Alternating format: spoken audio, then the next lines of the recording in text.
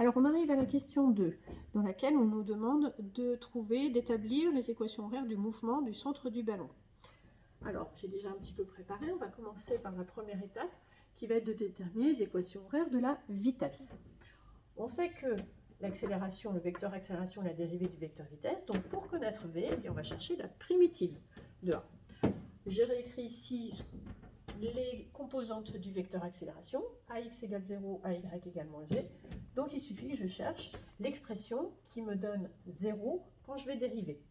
Donc Vx, eh bien on sait que ce sera une constante qu'on va noter C1, puisque quand on la dérive, ça fait 0.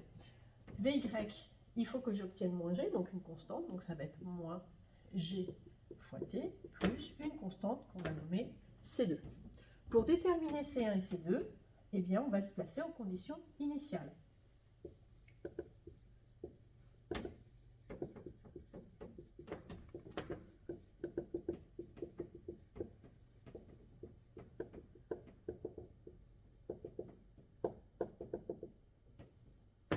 À t égale 0 donc.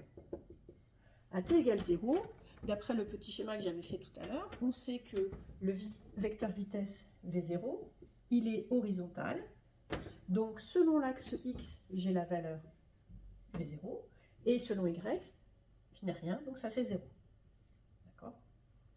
Donc j'ai déduit comme mon vecteur v à n'importe quel instant, il est égal à ça.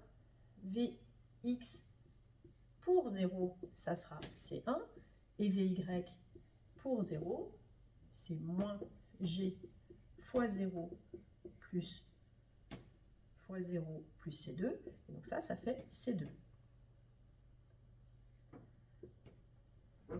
De là, par simple reconnaissance ici, j'en déduis